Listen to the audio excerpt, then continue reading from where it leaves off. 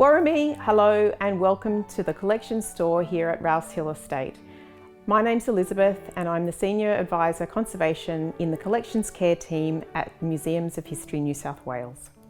I would like to acknowledge that I'm coming to you today from Durragland and pay my respects to the traditional owners and custodians.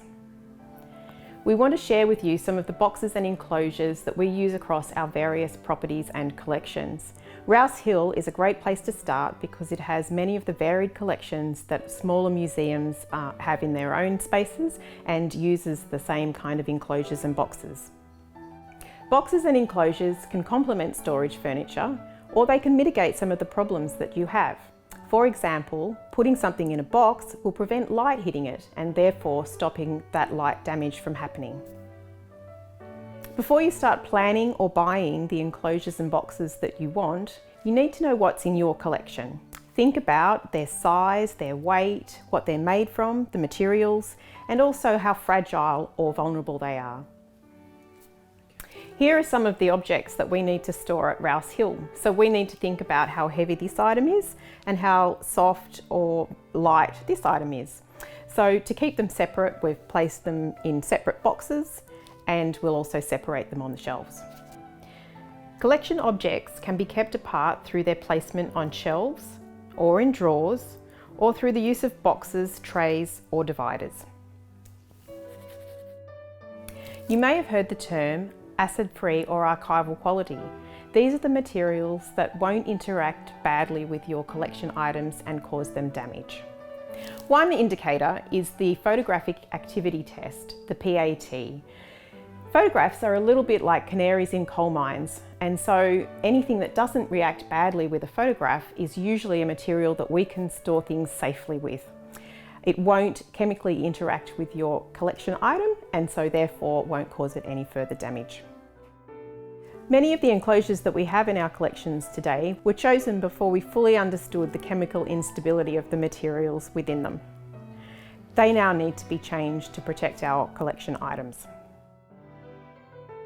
So-called magnetic or self-adhesive photograph albums such as this one, polyvinyl chloride, PVC, enclosures like these ones, and poor quality paper or board, paper and board such as these ones are no longer safe for the collections that we house, and it's best to change them out for an archival quality alternative. Some clues to identifying them are PVC develops undulations and a chemical smell and also starts to become sticky and will stick to the items within. Acidic paper will often be brittle and discoloured brown. If possible, it's best to replace these enclosures with archival quality alternatives. There is an archival box or enclosure suitable for most collection items. They come ready-made, or if your budget is tight or your collection item unusual, you can modify or make your own box. Archival boxes can be made from board or plastic. These materials each have pros and cons. Corrugated board boxes can be less expensive and provide some buffering against fluctuations in relative humidity. However, they don't offer as much protection against water leaks from above and can be a home or a source of food for pests. Archival plastic boxes can be constructed from solid or corrugated plastic. They are usually more expensive, however, they have the benefit of better water protection and are not a source of food for pests. And finally, before choosing your boxes or enclosures, it's important to take some measurements of your items and also of your shelves. If you have lots of objects that are the same size and type, such as photographs or small cards, you could standardise the box size to fit the objects and the shelves as much as possible. This helps use space efficiently. The State Archives collection at Museums of History New South Wales amounts to millions of items, and to house these collection items completely in archival quality boxes is way too expensive. So we found modifications that make housing our collection a lot cheaper. For example, we use archival quality paper folders inside standard cardboard boxes, and the paper helps us isolate the cardboard from our paper collection inside. An additional advantage is that individual items can be identified, making them easier to find and track. Similarly, we use foam and archival paper sleeves to modify standard boxes to store glass plate negatives. This is far more cost and space effective than buying specially made glass plate boxes. Here at Rouse Hill, we've used foam to separate these toothbrushes inside this box to ensure that they don't get damaged when the box is moved or if they move around within the box.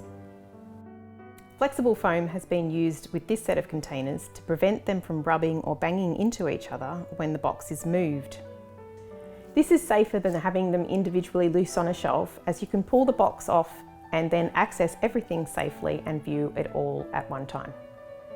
It is useful to store some collection items in clear enclosures that allow you to view and handle the items without touching them directly. This type of enclosure is particularly useful for photographs that are susceptible to damage from the oils and acids in our skin. The two types of clear sleeve available are polyester, commonly known as Mylar or Melanex, or polyethylene, which is sometimes sold as a copy-safe enclosure.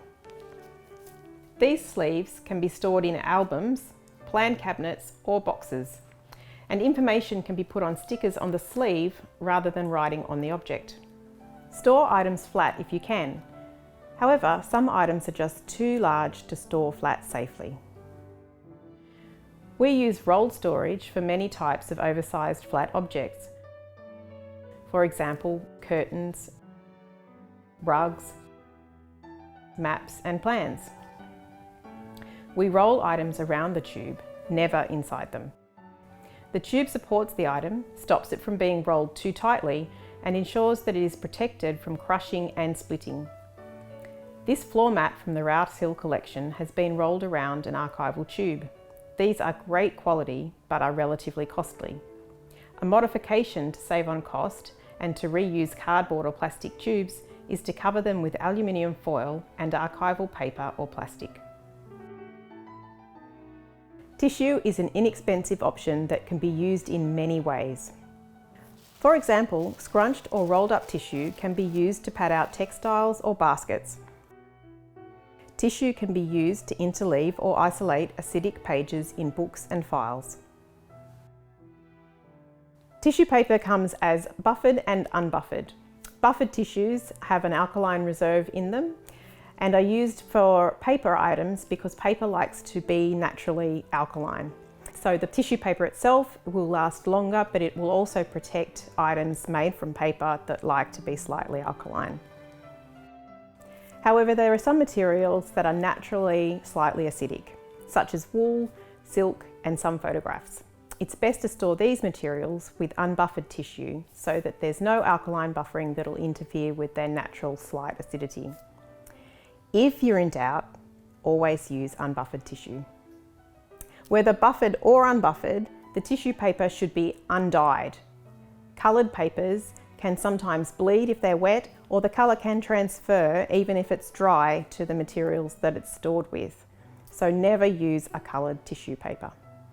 Use caution when interleaving books and photograph albums, as the addition of too many sheets will place stress on the binding structure and may cause it to break. Before you get started on housing your collection, consider these questions. What collections do you currently store together? What sort of collection housing materials are you using? What improvements could you make to your existing collection housing, and what new approaches could work for you? You know your collection best, and how you house it is critically important to its safety.